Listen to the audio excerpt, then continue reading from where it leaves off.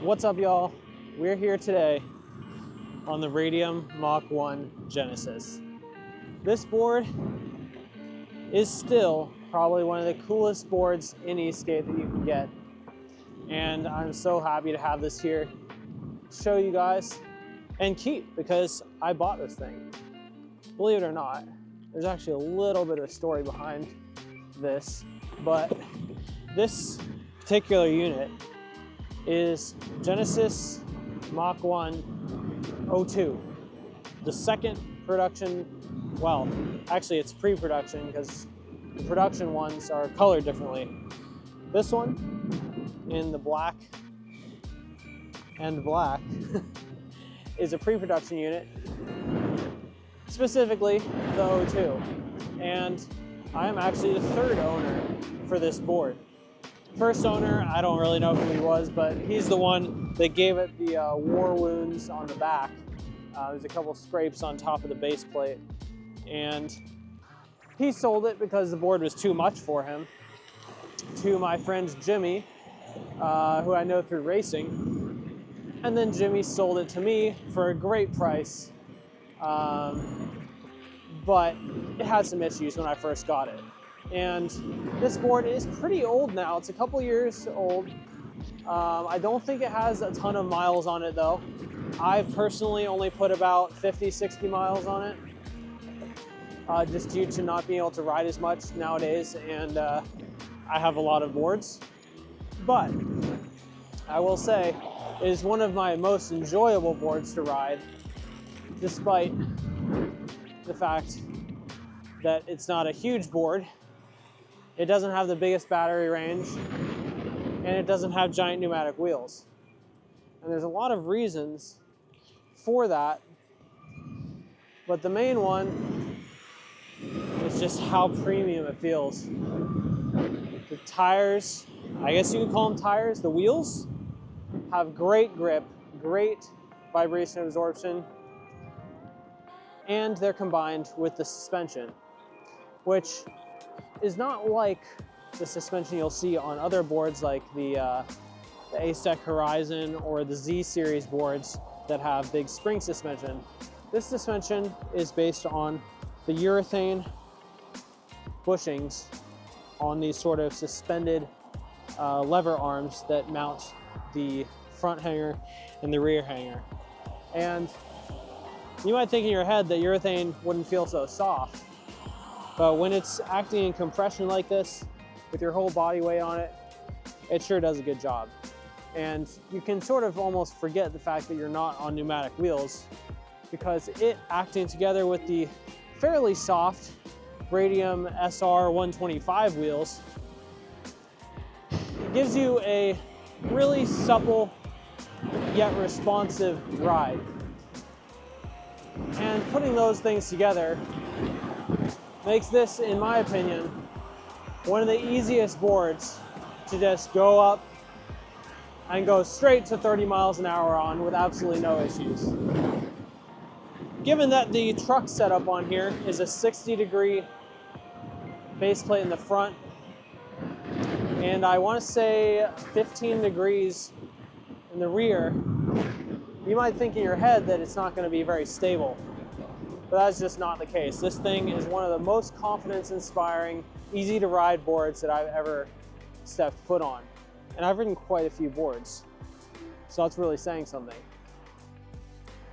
Most of the time, when I get a new board, I like to ride it for a decent bit of time before I even attempt to hit like 30 miles an hour, which, in my opinion, is fairly fast. But this board, when I got it, I installed my new remote and I hit 30 on it on my first ride. And the reason why is because I didn't even realize I was going that fast. It's just so easy to ride that I was already going that speed, and I looked at my Strava tracking afterwards and I was like, oh, I guess I hit 32 miles an hour. But yeah, on top of being easy to ride, it has a ton of power at your fingertips. So not only is it easy to get used to, but once you do get used to it, you can just blast around and have a ton of fun.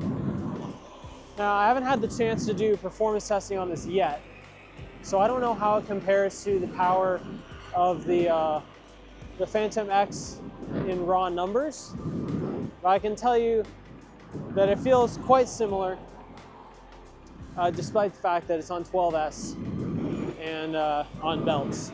Not that the drive system affects the power that much, but most of the time nowadays you see the super high powered boards on gears, which I do personally prefer. But yeah, you got tons of power on tap, and I honestly haven't even fully gotten used to it.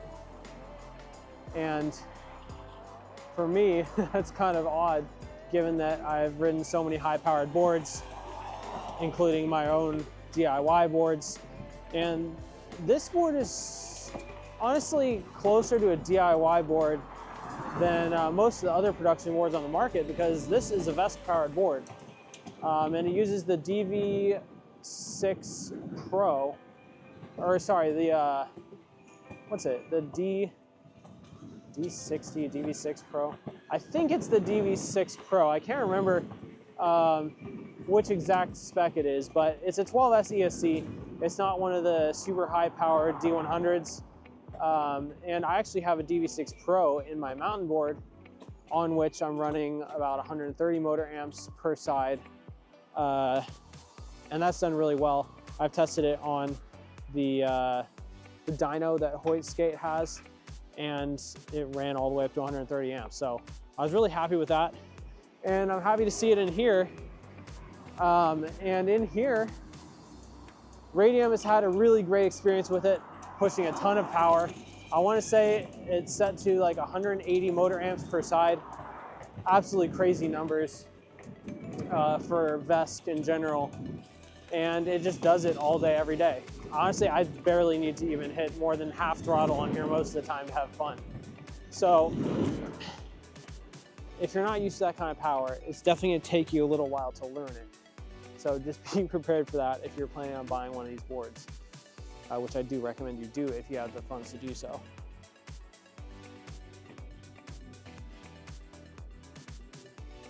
Excuse me.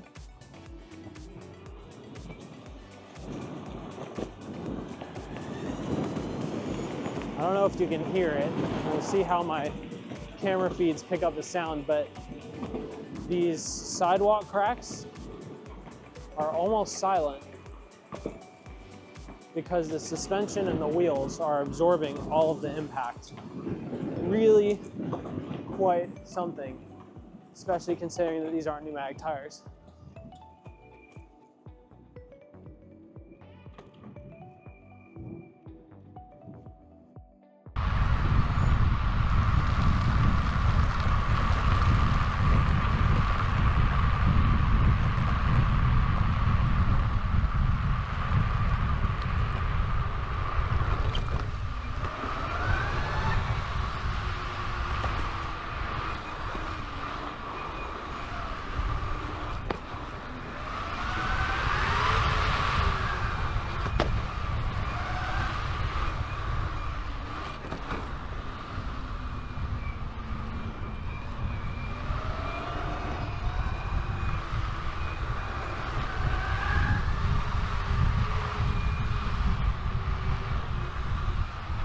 All right, so let me tell you guys a little bit about the state of this board in which I bought it.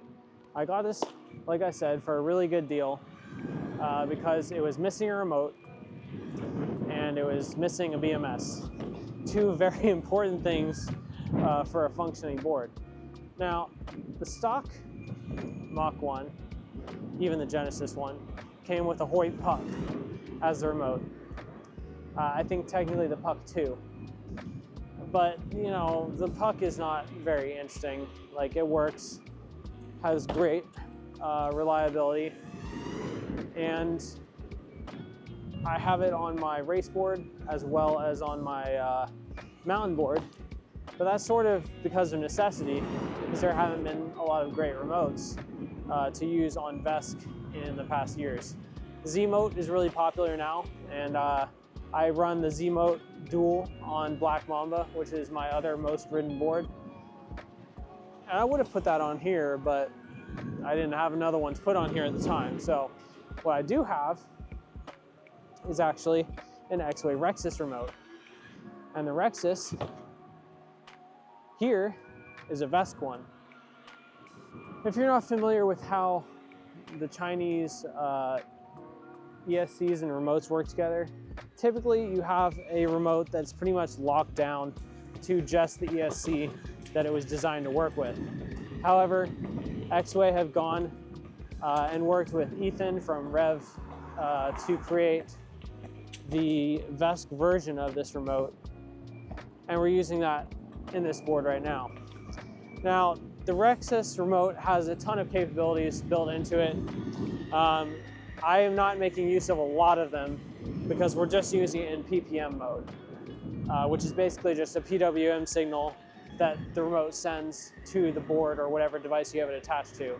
So instead of using it in the UART mode, where it has like digital communication and the ability to send data like speed and motor amps and stuff like that, all we get is the ability to send the throttle PPM signal to the board, which is perfectly fine if you don't care about data.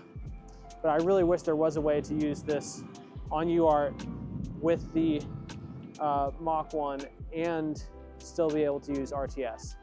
But that is the main thing. For RTS, you have to be plugged into the PPM input on the RTS board. And honestly, I don't actually have that set up yet. So this is not like a review video or anything. It's just a, I bought the Mach 1 and this is me riding it video. So I will have RTS set up for whatever kind of review or something that I do on this board, but it just isn't done yet. So I have this plugged, oh my God. I didn't expect that curve to be so steep. I have this plugged into the RTS board on the, still recovering from that. I have this plugged into the RTS board inside, which is then plugged into the ESC and sends the signals through it, which is sort of how it gets you that torque vectoring system that the Mach 1 is so famous for.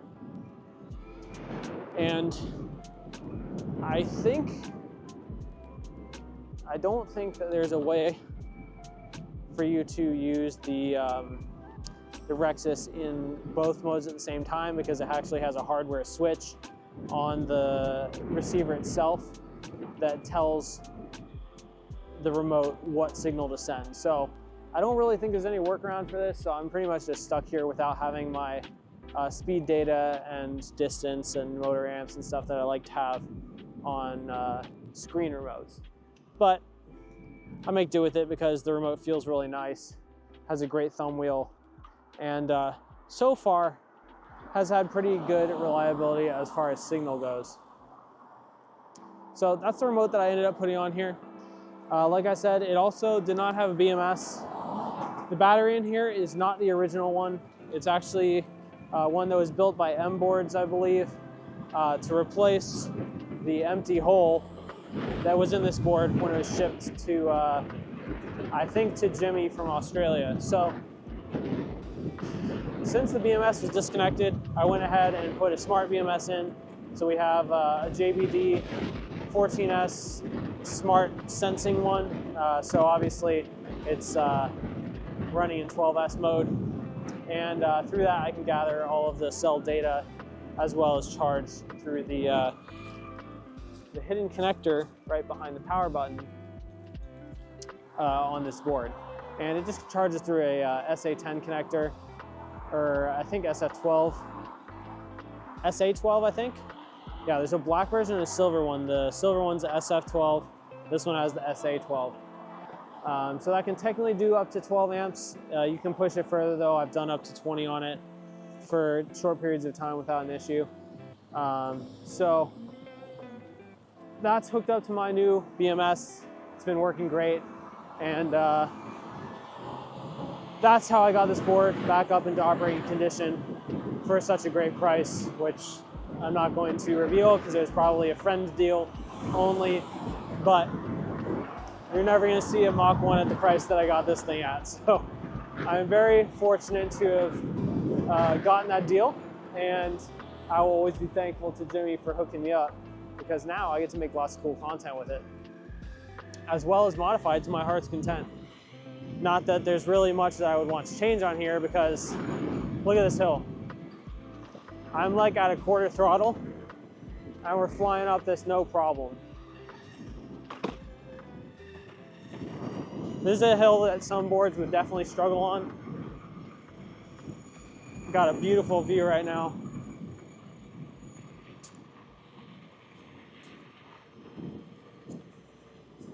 Again, I'm really not putting a lot of throttle into this right now. I've done this hill on the Mach 1, the Rev Phantom X, the Defiant board, and a number of other ones. They've all done it just fine, but this really feels truly effortless. Although you can hear the motors trying. There's definitely some amps being put down, but they're definitely not struggling. You can do a pause acceleration on the hill, no problemo. We'll go up to the top here, take a couple pictures, and then head back.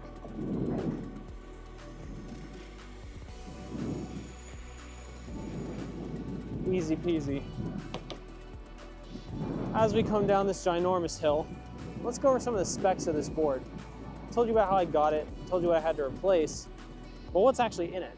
Well, inside there is a 12S6P of Molycell P42A, excellent cell, sort of the industry standard for high performance batteries at the moment. There's other great options, but the P42A is reasonably priced and does the job well. And in this particular one, I believe it's whatever inboard's constructed it as, but in the original Genesis ones, it had a complicated sort of modular PCB system with the goal of it being easy to service. I think Radium has ditched that and gone to a more traditional manufacturing method for the production ones in interest of cost and ease of manufacturability. But it's 12S6P, definitely in the middle range as far as watt hours go. I'll put it on the screen how many watt hours it is, but 6P is about, what's 4.2 times 6, like 26 amp hours. So it's decently sized, but it's definitely not huge, and with the battery being kind of old, I don't really know how valid a range test in this is going to be. I'll probably do it anyway just to show you guys what a Genesis battery could do, but chances are your new ones will probably have a little bit more capacity than mine currently does right now. That being said, it still has at least 20 miles of range. I took this on a ride with my friends and did about 27 miles, and it still had probably 15–20% of the battery left. However, we were going pretty slow, probably average speed around 10–12 miles an hour over that entire trip. So, you know, not a very hard thing to do, but it should have plenty of range for most people. And it has plenty of power to output to these fantastic motors in the back, which, if you didn't know, are actually Radium Motors. The company Reacher is who they collaborated with, and most of the improvements that you see on today's modern Reacher motors are because of Radium, spending hundreds of hours and probably a lot of money developing them, improving them, figuring out weak points and reinforcing them, and then coming out with the V6 motors that you see today. I think the ones on this particular board are V5s, because this board is from a couple years ago, but the ones that are on market today, which are on the Rev Phantom X, white labeled by a couple other companies, and also used on this board for production, are the latest version with all the improvements and the best that Radium has to offer. These motors have been very popular for a while now due to their ability to take a lot of amps as well as hold up to high heat for much longer periods of time than the previous favorite, which in my opinion would have been the Flip Sky battle hardened motors in either the 6374 or 6485 size. I've used tons of those motors and they're great, but they do tend to fail when you have them at elevated temperatures of like 85 C plus for extended periods of time, which can happen when you're racing and pushing them to their limit. These reacher motors don't really have that issue, as the magnets are rated for higher temperature and should be glued down a little bit better. I have seen some people kill reacher motors in the past. However, most of those were older versions, the V4s and V5s, through sensor issues or other similar or other more normal motor issues. But I haven't heard many people killing these V6s, and they've been great for me on the boards that I have them on now. As far as the other electronics go, I think you've got the DV6 Pro in there. I'll double check that and put it on the screen if it's not, but I'm pretty sure it's DV6 Pro. And on that, there is a custom VESC config that Radium has cooked up. And since this board was bought used, I actually contacted Liam from Radium. We're actually friends. And I got the XML file that they use to load all their settings onto their production boards and loaded it on here. So I have exactly what a customer would be receiving in terms of power, braking response, smart reverse, etc. And I'll tell you, this is an incredible VESC setup, and you can tell that they put a lot of time into refining the feel of it. Now, I am partially throwing that out the window by using the Rexus remote, because it's not going to have the same throttle curve as a Puck 2, but you get the point. I know for a fact that the amps and curve in here are nice, regardless of the remote. As far as the construction of the board, you have a lot of carbon fiber. You've got a carbon fiber tub, and you've got a carbon fiber honeycomb sort of deck lid. And mine is extra special since it's a Genesis Mach One, and the three designers have signed the inside of the lid, which is super cool, and I'm honored to have a piece of Esk8 history like this. The trucks are aluminum, I believe 70-75 for the hangers. I have to double check on their website, but the Mach 1 is probably one of the most durable street boards you can buy. And my friend Hudson, aka Post Toast, can attest to that, given that he has done curb drops with this all day with the binding on, dropped off tree logs and roots and stuff. And if you check out some of Radium's content, you can see the crazy things he does to this thing without it failing. And it's really impressive that Radium has created a board that can handle his abuse. And that in mind, I highly doubt that I'm going to be able to break this thing. The only thing I've done to it so far is break the belts, but they were mismatched belts from the previous owner, and were already damaged when I got it, so that wasn't surprising to me at all. Speaking of belts though, you'll notice this is a belt drive, which I used to run until the gear drives started getting good, and then I've switched most of my boards over to gear drives. But Radium still believes that belt drive is the way to go for most people. It's very easy to service, it's cheap-ish to replace belts, and it's much easier to carry a spare belt in your backpack than it is to carry an entire gear drive. So I sort of tend to agree with them on the ease of use front. However, I will say belts are still a lot more liable to pebbles, breakage, abrasion, and especially sand. If I had to pick one thing, sand would definitely be the #1 killer in speed for belts, because if you get enough sand in there, it'll just snap immediately.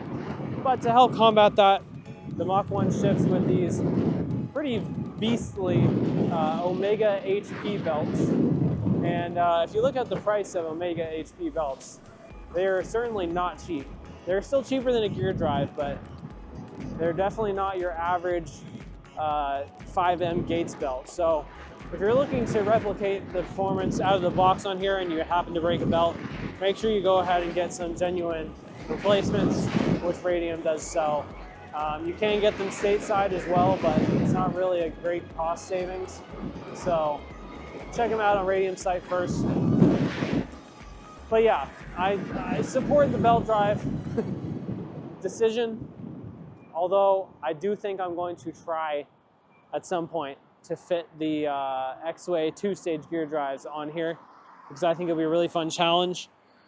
Although it may be difficult given the shape of the hanger and the spacing between the hanger and the wheel. But we'll see what we can do. I think it'll be a fun challenge to see if I can do it. I think that covers like pretty much all the major things on this board that I wanted to talk about. So hopefully you guys enjoyed this little ride with the Mach 1 Genesis, and I'm definitely intending to come back with more content on this board. This was just the first opportunity I had to record with it. I've had it for quite some time now. And next time I record with this, I'll make sure to have RTS working so we can try it out and see what kind of difference that makes in day-to-day riding.